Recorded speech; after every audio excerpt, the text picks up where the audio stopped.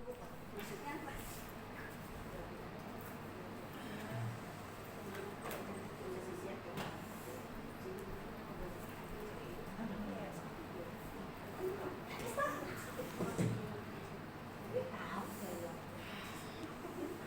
Belum tahu. Kau baca kali ini. Lagi. Boleh kok.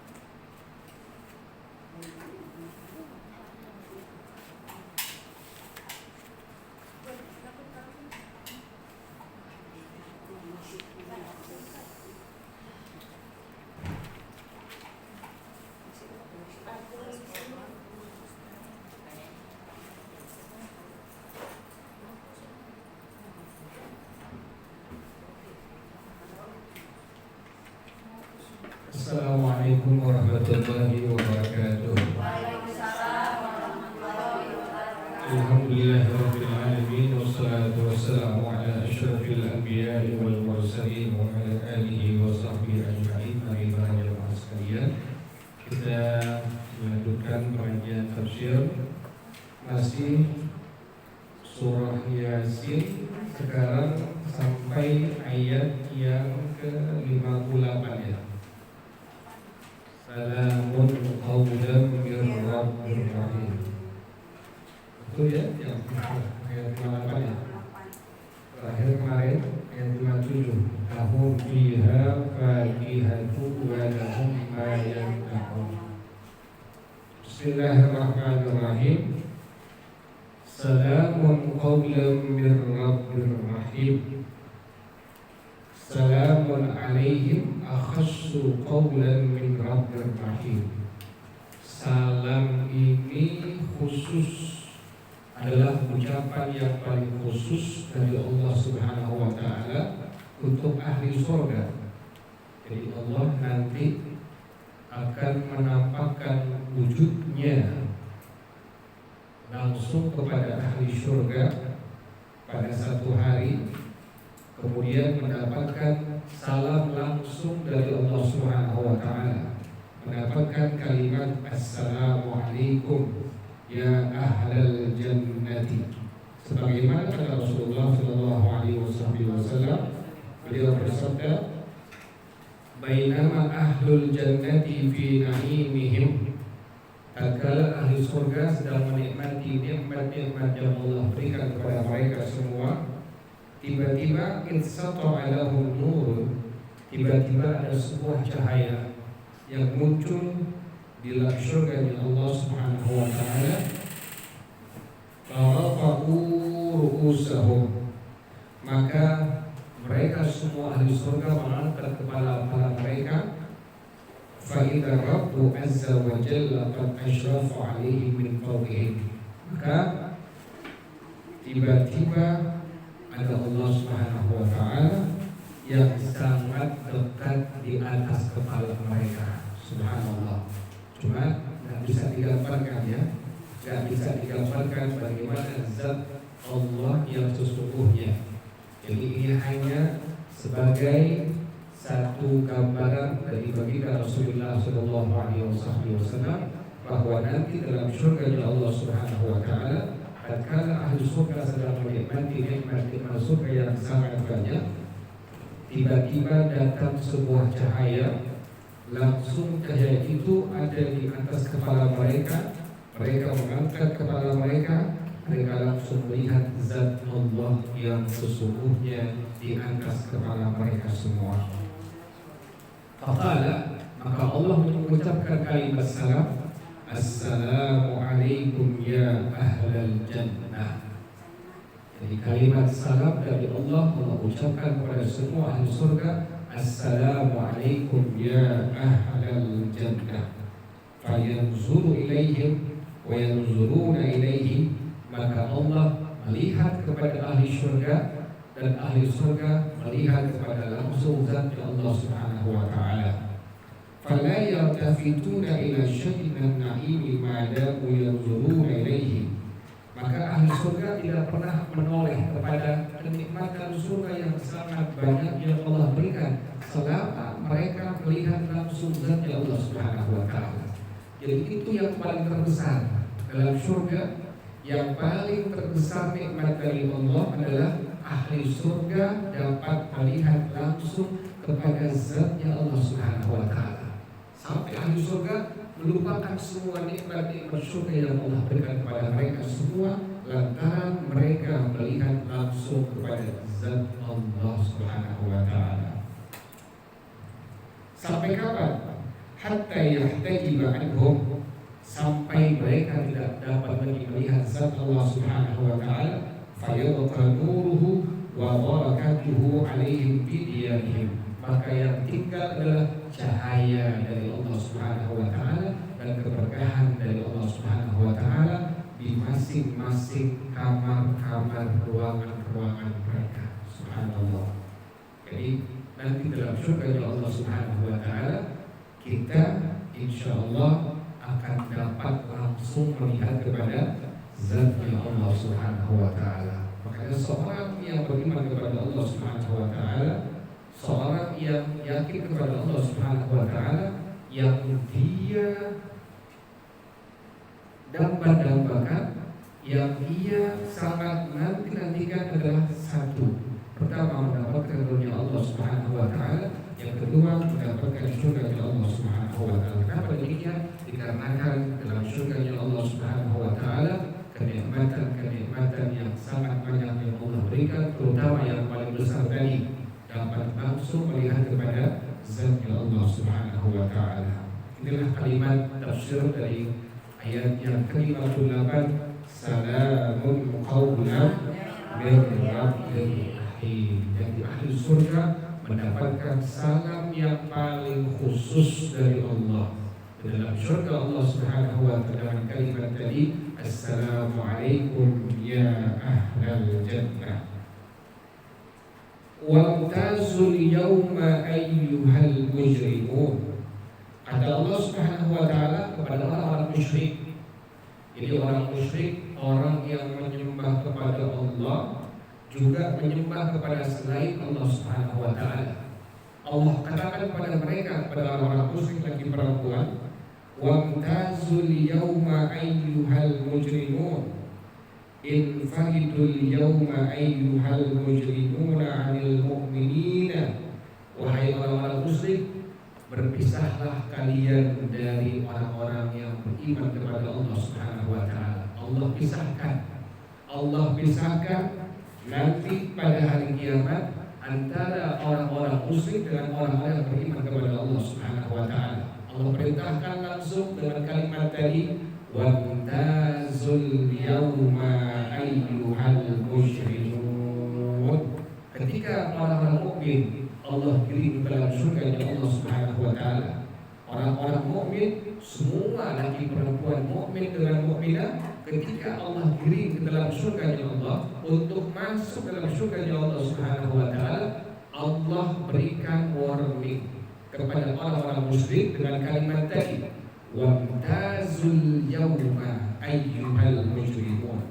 Berpisahlah kalian wahai orang-orang musyrik dari orang-orang yang beriman kepada Allah Subhanahu wa Ta'ala. Dan saya bilang dari awal, nanti di mahsyar saja antara orang yang saleh dengan orang yang tidak saleh sudah berpisah. Nanti ada ashabul yamin, ada ashabul shimal. Ada orang-orang yang ashabul yamin. Siapa mereka?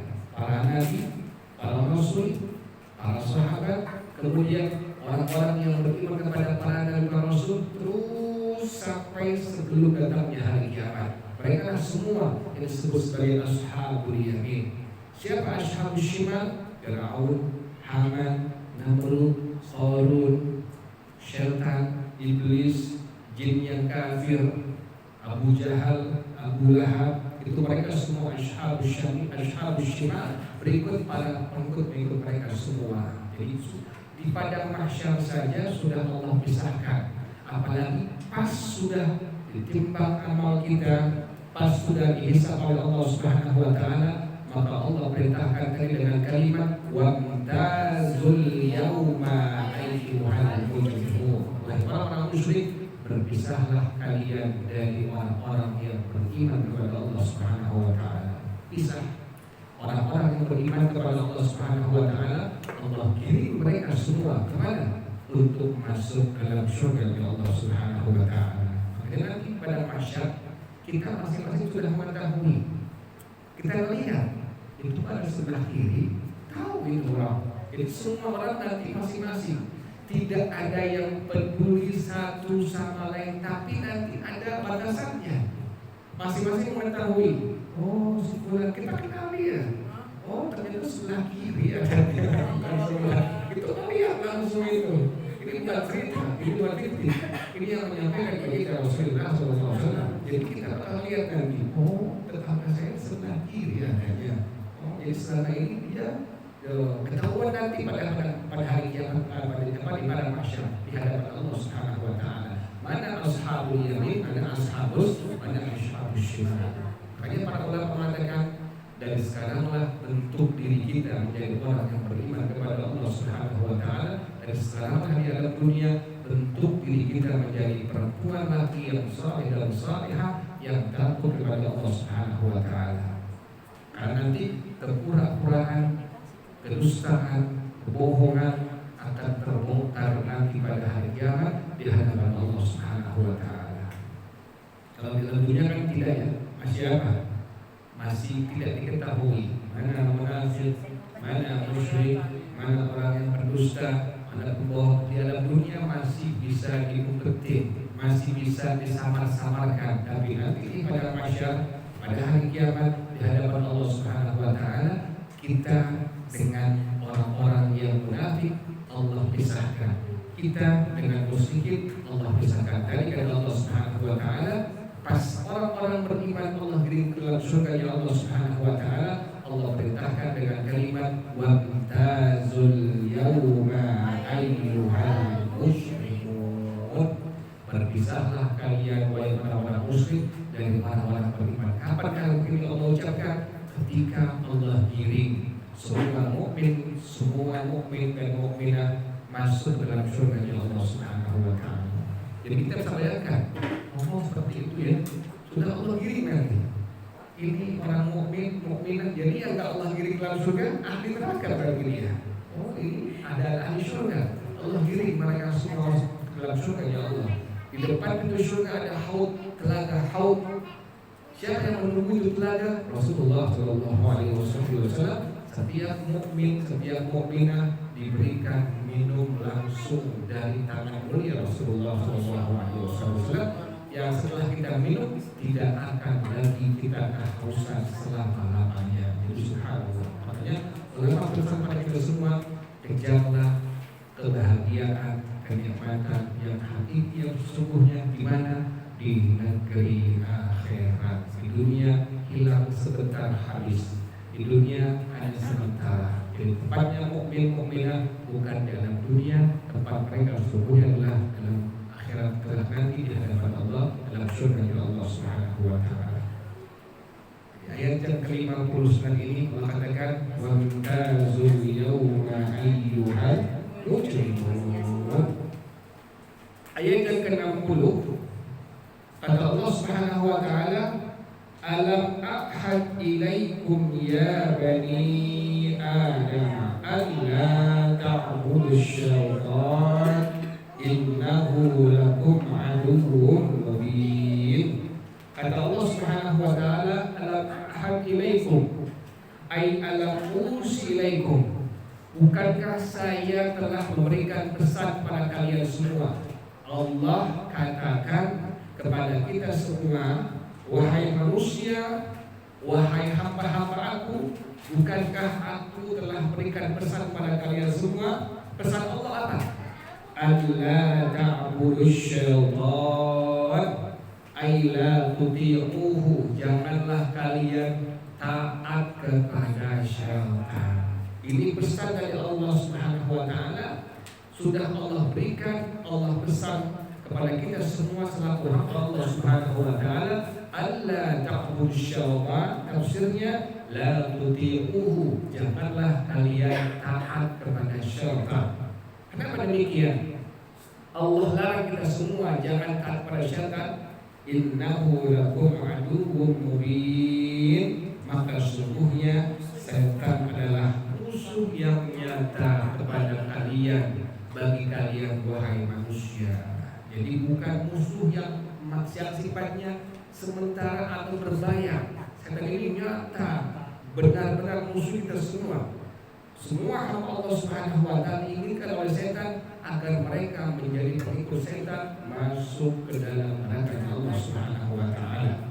Makanya para ulama mengatakan pada tafsir ayat ini, fa idza ja'aka syakhsun bi ya'muruka bi syai'in, kalau ada orang datang kepada engkau merintahkan pada engkau dengan satu perintah, fanzur imma an yakuna dzalika muwafiqan li amrillah aw la. Maka perhatikan, ada kalanya perintah dari orang tadi sesuai dengan perintah Allah atau tidak sesuai dengan perintahnya Allah Subhanahu wa taala. Orang datang kepada kita, teman, sahabat, tetangga, saudara, kenalan, handaian, ini orang mengajak kita kepada apa? Kalau mengajak pada suatu perintah, yang perintah ini adalah perintah yang sesuai dengan perintahnya Allah Subhanahu wa taala, maka fa illam yakun muwafiqan lahu, kalau ternyata yang diajak oleh orang tersebut perintahnya tidak sesuai dengan perintah Allah Subhanahu wa taala, fadzalika syaitan, fadzalika syakhsu ma'ahu syaitan ya'muruka bima ya'muruka bih. Maka itu orang adalah sesungguhnya bersamanya ada syaitan yang memerintahkanmu sesuai dengan yang setan perintahkan kepada orang tadi. Jadi kalau ada orang datang kepada kita pengen ngaji, mendingan kondangan sebentar deh. Oh iya juga kan ngaji bisa satu minggu kan, seminggu bisa 2 kali atau seminggu bisa 4 kali. Kita jalan sebentar deh, kondangan dulu. Ditinggalin pengajiannya, atau tinggalin baca Qur'annya, ditinggalin duhanya, ditinggalin qobliyahnya, berarti ini orang bersamanya ada setan yang memerintahkan kita agar kita tidak sesuai dengan perintahnya Allah Subhanahu wa taala. Kan sudah ada begitu ya? Kalau begitu, kita pengen baca Quran, dia bukan setan.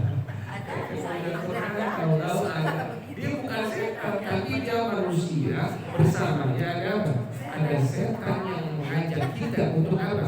Untuk tidak sesuai dengan perintahnya Allah Subhanahu wa taala. Fa in ata'tahu faqad abadta syaitan. Jika kau mentaati perintah orang tadi, maka sesungguhnya kau berarti taat pada syaitan. Kalau kita mengiyakan, oh iya ya, kan kondangan nggak sabar sehari, kan kondangan sabar tidak sabar minggu ya, saya datang ya. Nah, berarti kita sudah taat kepada syaitan. Kalau begitu lagi ya, ada ya. Ngajak setan. Bukan setan. Dia manusia, tapi bersamanya ada syaitan yang memerintahkan kepada kita perintah yang tidak sesuai dengan perintahnya Allah Subhanahu wa taala. Fa in da'atka nafsuka ila fi'lin fanzur ahwa ma'dunun fihi min jihati syar'i aw la. Maka kalau nafsu kita, ini masalah lain. Sekarang nafsu kita memerintahkan kita untuk mengerjakan satu perbuatan, satu pekerjaan, maka lihat dulu apakah pekerjaan ini diberikan izin oleh Allah Subhanahu wa taala untuk dikerjakannya atau tidak. Kalau tadi ada orang lain datang kepada kita, lihat dulu perintahnya, ajakannya. Bila ajakannya, perintahnya tidak sesuai dengan perintah Allah Subhanahu wa taala, berarti ini orang manusia yang bersamanya setan. Bila kita mentaatinya, berarti kita mentaati setan. Yang kedua adalah nafsu kita dalam diri kita. Bila nafsu kita mengajak kepada sebuah perbuatan atau pekerjaan yang Allah tidak izinkan kita untuk mengerjakannya, lihat dulu. Fa illam yakun ma'dunan fihi fa nafsuka hiya syaitan aw ma'a syaitan yad'uka. Maka jika perintah tadi yang nafsu kita memerintahkan kepada kita untuk melakukan satu perbuatan atau pekerjaan yang Allah tidak izinkan untuk mengerjakannya, maka berarti nafsumu itu syaitan, atau nafsumu itu adalah bersamanya ada setan yang perintahkanmu untuk menyalahi perintahnya Allah Subhanahu wa taala. Sampai gimana kita? Pengen baca Quran, males. Pengen tahajud, udah bangun jam 3 kencing doang. Bukan dia tahajud, ambil wudu, kemudian baca Quran tuh. Berarti nafsu kita itu setan, atau nafsu kita ada bersama setan yang memerintahkan untuk melakukan perbuatan yang tidak sesuai dengan perintahnya Allah Subhanahu wa taala. Kita kadang-kadang suka datang segernya baca Quran, misalnya ambil Qurannya. Ambil Qurannya itu sudah membuat setan kalang kabut. Ini udah seger nih, capek banget kayaknya baca Quran. Seger dengan Quran, paksakan diri kita. Ambil wudu, pegang Qurannya. Kalau sudah pegang pasti apa? Pasti dibaca tuh. Dengan kita pegang Quran, setannya sudah kalang kabutnya, dibaca deh. Ya dibaca deh.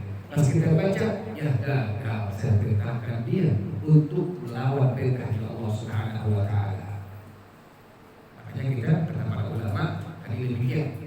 Jika nafsu kita mengajak pada suatu pekerjaan atau perbuatan yang dalam pekerjaan tadi, lihat dulu apakah Allah izinkan atau tidak Allah izinkan. Artinya apakah sesuai dengan perintah Allah atau tidak. Jika engkau melakukannya padahal di sana Allah tidak mengizinkannya, artinya tidak sesuai dengan perintah Allah Subhanahu wa taala, maka berarti nafsu kita adalah setan, atau nafsu kita bersamanya ada setan yang memerintahkan kita untuk tidak sesuai dengan perintah Allah Subhanahu wa taala. Inilah maksud kalimat tadi. Allah katakan, alam ahad ilaikum ya bani Adam alla ta'budu syaitan innahu lakum aduwwun mubin. Makanya para ulama mengatakan, jika demikian keadaannya sudah mengetahui siasat setan agar kita menjadi pengikut mereka semua, sudah mengetahui, maka paksakan diri kita untuk apa? Untuk senantiasa istiqamah dalam setiap perbuatan ibadah, ketakwaan, kebaikan yang sudah kita kerjakan. Jadi jangan sampai hilang. Contoh aja, misalnya satu kali saja kita tinggalkan tidak baca Quran, sekali saja, kesannya sudah akhirnya terbiasa tidak baca Quran. Sekali saja tidak duha, akhirnya kesannya terbiasa meninggalkan sholat sunnah duha. Sekali saja tidak qobliyah, tidak ba'diyah, pada akhirnya kesannya makin hari makin ditinggalkan sholat sunnah qobliyah ba'diyah tadi.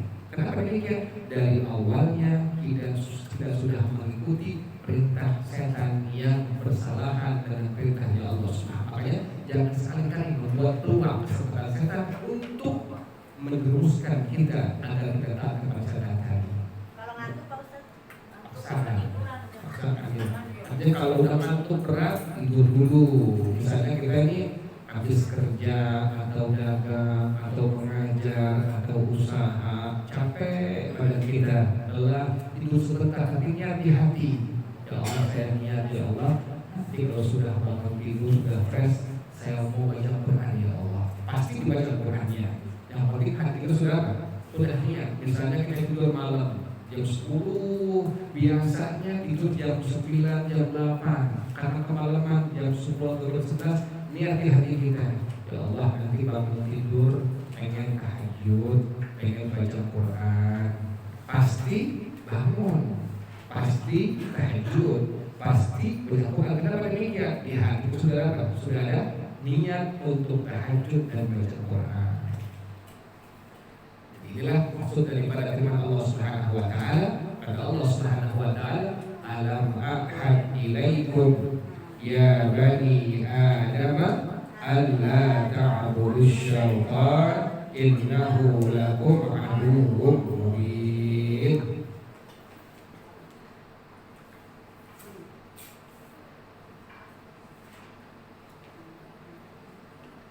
Wa ani'buduni, kata Allah Subhanahu wa taala, jika jika kalian wahai manusia, wahai hamba-hamba aku, taat kepada aku, wa an'buduni hada siratum mustaqim. Kata Allah Subhanahu wa taala, wa an'buduni, wahai seluruh hamba-hamba aku, wahai manusia, jika kalian taat kepada aku dengan cara apa? Mengesahkan Allah Subhanahu wa taala, beribadah kepada Allah Subhanahu wa taala, takwa kepada Allah Subhanahu wa taala dengan istiqamah semua tadi. Kata Allah Subhanahu wa taala, hada siratun mustaqim. Inilah yang merupakan jalan yang dekat, yang dimana jalan ini ditelusuri oleh semua orang-orang yang beriman kepada Allah Subhanahu wa taala. Siratul mustaqim, hada siratul mustaqim, jalan yang dekat, jalan yang aman, jalan yang ditelusuri oleh semua orang yang beriman kepada Allah Subhanahu wa taala. Jadi jalan yang dibilang siratul mustaqim ini jalan adalah jalan yang dekat, yang aman, yang ditelusuri oleh semua orang-orang yang beriman kepada Allah, dari nabi, dari para rasul, semua mereka menelusuri jalan yang disebut sebagai siratul mustaqim. Tadi selalu kita menyalahi, melanggar dari perintah-perintah setan. Caranya bagaimana? Kita masing-masing sudah mengetahui bagaimana caranya mensiasati perintah setan, jangan kita taati. Oh ini sih perintah setan ini, kita nggak boleh baca Quran, kita nggak boleh hadir pengajian, kita nggak boleh sembahyang sunnah duha, kita nggak boleh sholat sunnah qobliyah ba'diyah. Itu perintah setan, kita tahu. Perintah Allah bagaimana? Shiratul mustaqim, baca Al-Quran. Shiratul mustaqim, kerjakan qobliyah. Shiratul mustaqim, kerjakan ba'diyah. Shiratul mustaqim, kerjakan yang merupakan bentuk ibadah kepada Allah Subhanahu wa taala. Itu Allah katakan, wa an'buduni hada siratul mustaqim. Kemudian ayat yang selanjutnya, ayat yang ke-62, kata Allah Subhanahu wa taala, wa laqad adalla minkum jibillan katsira. Tafsirnya bagaimana? Billahi, demi Allah, laqad adalla asy-syaitanu minkum ya bani Adam khalqan katsiran qablakum an dzalika siratal mustaqim. Sungguh demi Allah, sungguh setan telah menyesatkan sangat banyak hamba-hamba Allah dari kalangan kalian semua untuk tidak menelusuri jalannya orang-orang yang beriman kepada Allah Subhanahu wa taala. Yang kata Allah Subhanahu wa taala, aku perintahkan kalian untuk tetap istiqamah ada pada jalan tadi. Shiratal mustaqim, jalannya yang dekat, jalan yang aman, jalan yang ditelusuri oleh orang-orang yang beriman kepada Allah Subhanahu wa taala. Dan setan sudah banyak menyesatkan hamba-hamba Allah Subhanahu wa taala, mereka pada akhirnya menjauh dari jalan al-mustaqim ini, yang pada akhirnya mereka bahkan bukan menjauh, bahkan keluar dari jalannya orang-orang yang beriman kepada Allah Subhanahu wa taala. Yang pada akhirnya yang lebih tragisnya bukan yang sunnah yang dia tinggalkan, tapi yang apa? Yang wajib mereka tinggalkan. Bukan yang sunnah, yang fardu mereka tinggalkan. Subuhnya tidak dikerjakan, zuhurnya tidak dikerjakan, asarnya tidak dikerjakan, maghrib tidak dikerjakan, isya tidak dikerjakan, bahkan puasa Ramadan ditinggalkan, diabaikan. Kenapa demikian? Sudah menjadi orang-orang yang taat kepada setan. Jadi pertama, yang diserang oleh setan dari segi yang sunnah. Kalau sunnah sudah dihilangkan, baru mudah setan untuk menghilangkan yang fardu-fardu. Jadi penyakitnya, makanya kata para ulama mengatakan, jika engkau sudah biasa menganggap remeh, meninggalkan pekerjaan yang sunnah, satu hari pasti kau akan terbiasa meninggalkan pekerjaan yang wajib. Itulah cara setan strateginya untuk cara apa? Menjauhkan diri kita daripada jalannya orang-orang yang beriman kepada Allah Subhanahu wa taala, jalannya para nabi, para rasul, dan para sahabat-sahabatnya Rasulullah Sallallahu Alaihi Wasallam.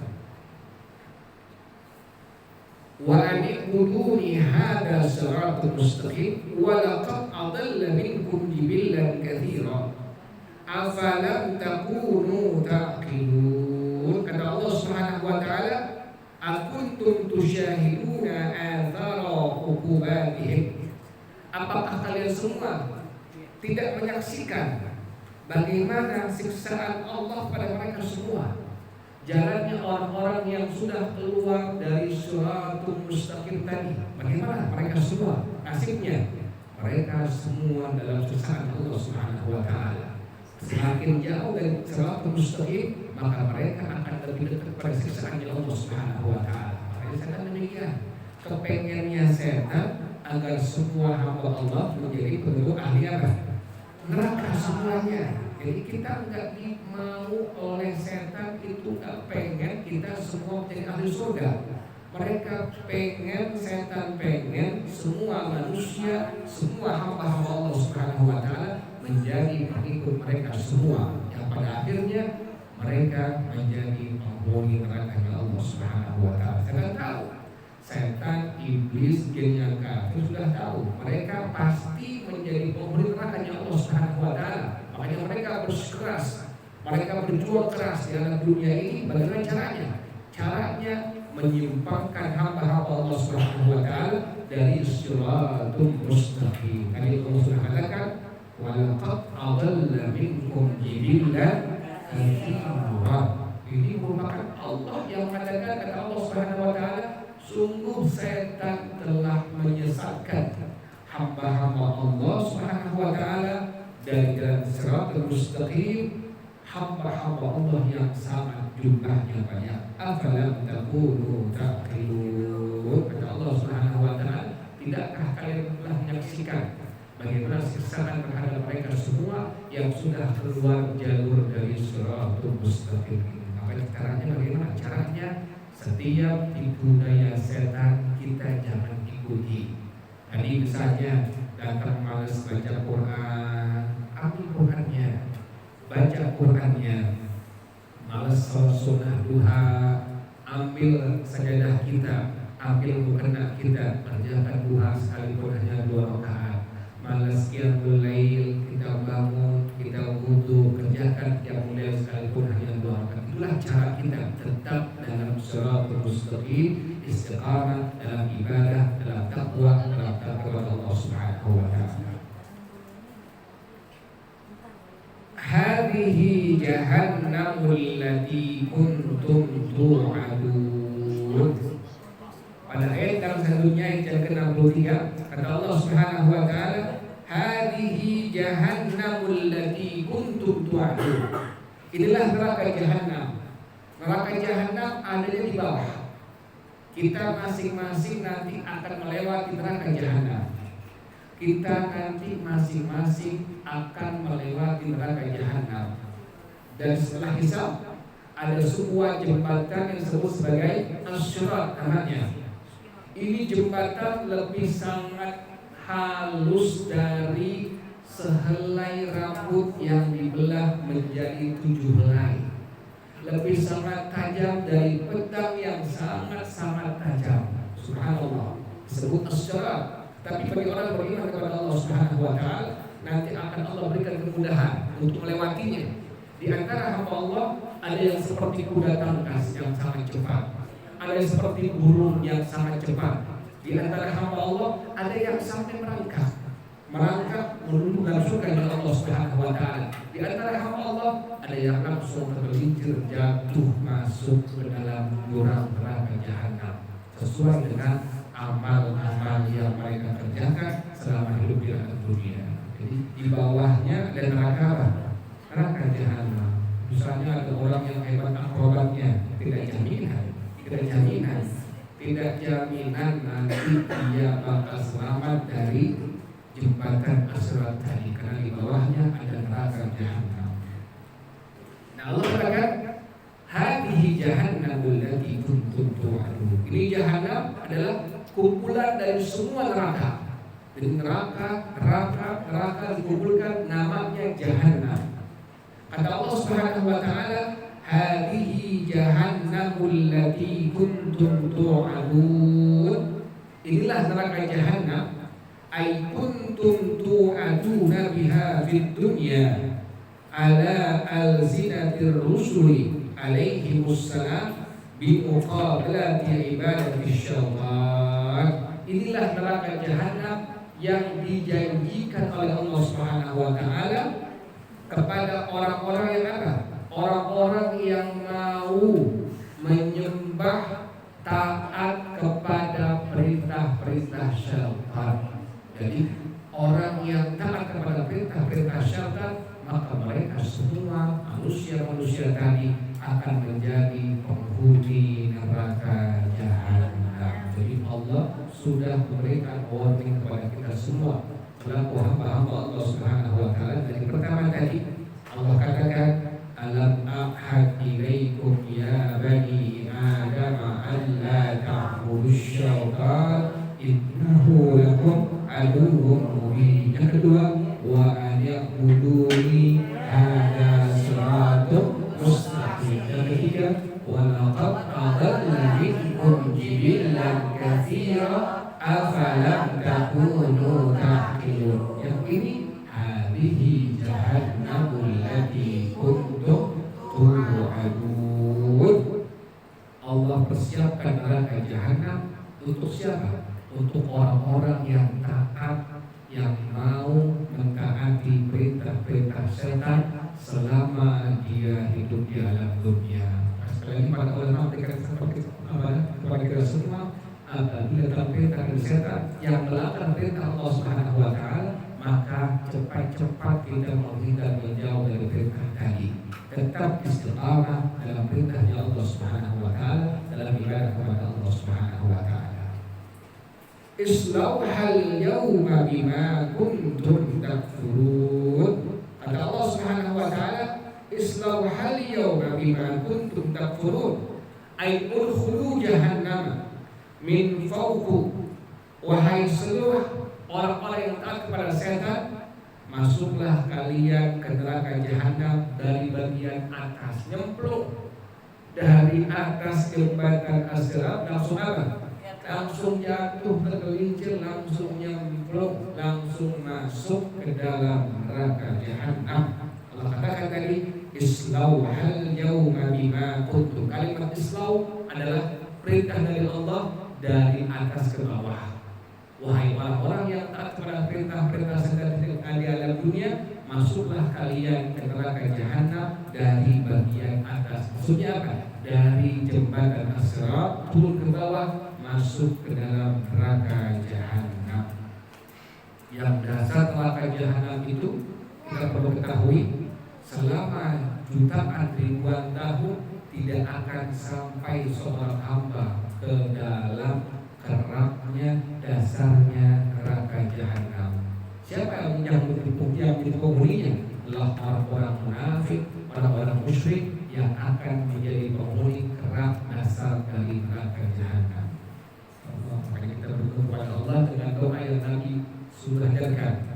Sebelum salam kita ucapkan, dan doa yang Nabi ucapkan, yang Nabi ajarkan kepada kita semua dengan kalimat Allahumma inni a'udzubika min adzabi jahannam wa min adzabil qabri wa min fitnatil mahya wal mamat wa min fitnatil masiihid dajjal. Itu doa yang sunnah kita baca sebelum kita mengucapkan salam. Kita sunnah membaca kalimat doa tadi, Allahumma inni a'udzubika min adzabi jahannam. Ya Allah, sungguhnya kami berlindung kepada Engkau dari siksa neraka Jahannam. Itu di antara doa Rasulullah sallallahu alaihi wasallam. Islauhal yawma bima kuntum takfurun. Kata Allah Subhanahu wa taala, masuklah kalian wahai orang-orang yang taat pada perintah setan ke dalam neraka Jahannam dari bagian paling atas. Al-yawma nakhtimu ala afwahihim wa tukallimuna aydihim wa tashhadu arjuluhum bima kanu yaksibun. Nanti pada hari kiamat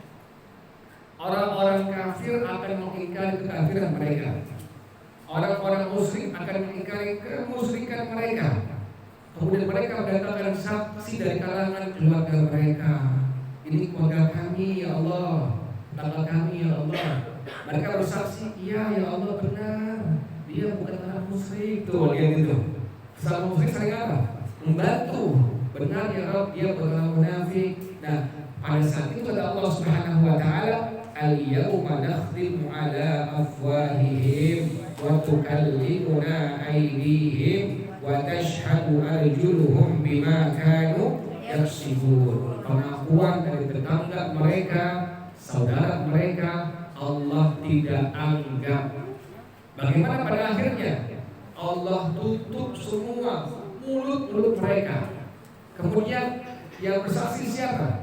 Anggota-anggota tubuh mereka yang menjadi saksi terhadap kemusyrikannya, terhadap kekafirannya, terhadap kemunafikannya. Akhirnya yang bicara tangannya, yang bicara kakinya, yang bicara matanya, yang bicara telinganya, yang bicara semua selain lisan berbicara, menjadi saksi di hadapan Allah Subhanahu wa taala. Ya Allah, benar ini orang musyrik. Ya Allah, benar ini orang munafik. Ya Allah, benar ini oranglah orang-orang yang memang dia selama hidup di dalam dunia berbuat zalim, berbuat maksiat kepada kami ya Allah. Ini yang bersaksi bukan tetangga, bukan saudara, bukan teman, bukan keturunan, tapi siapa? Setiap anggota tubuh kita selain mulut yang kita miliki. Ya Allah, mengerikan pada hari kiamat. Al-yawma nakhtimu ala afwahihim wa tukallimuna aydihim wa tashhadu arjuluhum bima kanu yaksibun. Itu mulut masih saja berdusta di hadapan Allah. Sesama musyrik, sesama munafik berdusta di hadapan Allah. Si munafik bilang di hadapan Allah, ini benar ya Allah, bukan munafik, ini mukmin. Sama dengan si musyrik bilang, ya Allah ini bukan musyrik, tapi adalah seorang mukmin. Tapi nanti pada saat itu kata Allah Subhanahu wa taala, Allah tutup mulut mereka semua. Allah kunci lidah mereka semua. Yang menjadi saksi adalah setiap anggota tubuh mereka di hadapan Allah pada hari kiamat, yang pada akhirnya kakinya mengatakan, ya Allah ini orang munafik.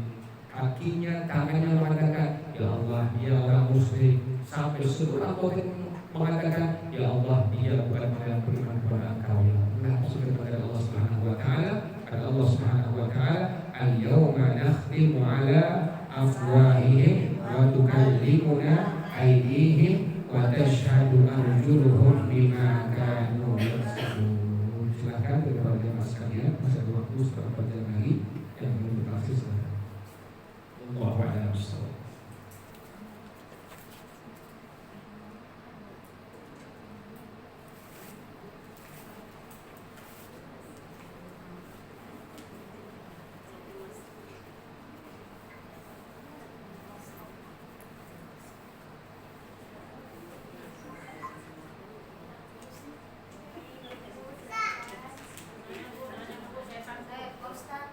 Ya silakan. Assalamualaikum warahmatullahi wabarakatuh. Waalaikumsalam warahmatullahi wabarakatuh. Saya punya ponakan Pak Ustadz, anaknya kakak saya pribadi. Jadi dia itu dengan jas itu seperti fanatik Pak Ustadz. Jadi mamanya itu ikut pengajian taklim setiap malam Jumat. Nah, pas kebenaran dia yang mendapat arisan, jadi kan bertempat di rumahnya. Anaknya itu mengamanatkan kepada mamanya, mama nanti kalau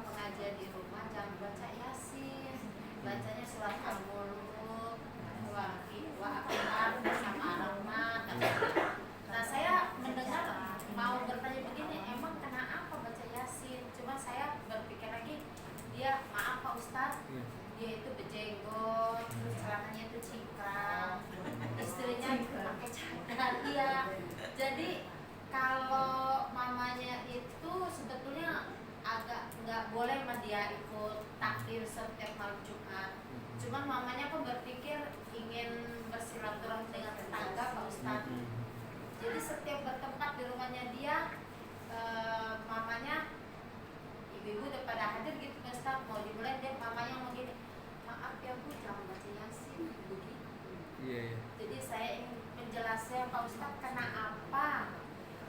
apa ada di ajaran Islam itu dengan tidak membaca Yasin atau dia seperti fanatik dengan Yasin, Pak Ustadz? Iya. Mohon penjelasannya. Sebelumnya terima kasih. Wassalamualaikum warahmatullahi wabarakatuh. Jadi ada hadis dari baginda Rasulullah SAW bahwasanya Yasin itu dibaca setiap malam sunnahnya. Yang kedua, apabila ada seorang hamba Allah Subhanahu wa taala membaca surah Yasin pada malam Jumat, maka di pagi hari Jumatnya dia mendapatkan ampunan dari Allah Subhanahu wa taala. Jadi dalilnya ada, bukan tidak ada. Yasin dibaca sunnahnya setiap malam. Bahkan pada malam Jumat bila dibaca surah Yasin, maka bagi pembacanya akan diampuni dosanya oleh Allah pada waktu pagi hari Jumatnya. Subhanallah. Jadi bukannya kebiasaan, bukannya ada. Jadi membaca surah Yasin pada malam Jumat ada hadisnya, ada dalilnya. Dari siapa? Dari Rasulullah SAW. Jadi bukan mengada-ada. Jadi bukan ibadah kebiasaan. Ada orang-orang Indonesia atau orang-orang Jawa, bukan. Ada hadisnya, ada dalilnya, ada kitab-kitab hadisnya dari para ulama. Jadi sekali lagi, bila ada orang yang demikian modelnya, kita iakan saja.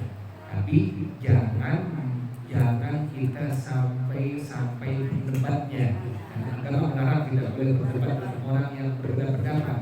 Hargai pendapatnya, kamu silakan berpendapat demikian. Tapi aku pun punya pendapat dari para ulama dengan hadis yang lain. Ada pendapat ini yang mengatakan bahwa surah Yasin dibaca setiap malam. Yang kedua, bila ada orang yang membaca surah Yasin malam Jumat, maka pada Jumat jahat baginya, dosanya diampuni Allah SWT. Jadi demikian keadaan hadisnya. Jadi bukan tidak ada dalilnya. Sekali lagi, membaca surah Yasin pada malam Jumat adalah bukan adat atau kebiasaan orang-orang Indonesia. Ini kata Allah Ta'ala.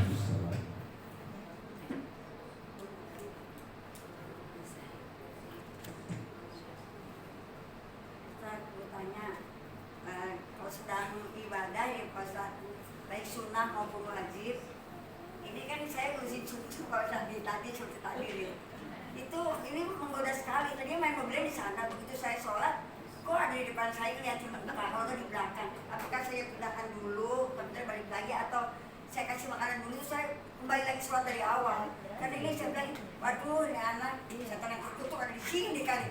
Saya suka kasih ngomong begitu, iya ada setannya kali ya gitu. Padahal udah kasih mainan Pak Ustadz, tapi suka balik lagi.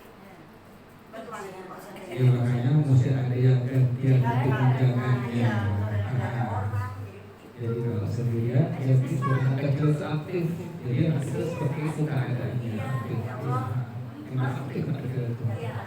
Jadi jangan sampai dibilang setan tertutup, jangan bilang soleh, pintar, kaya, cerdas.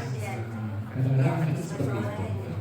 Jangan anak kita, cucunya Rasulullah saja masih Nabi itu dinaiki pundaknya seperti kuda-kudaan.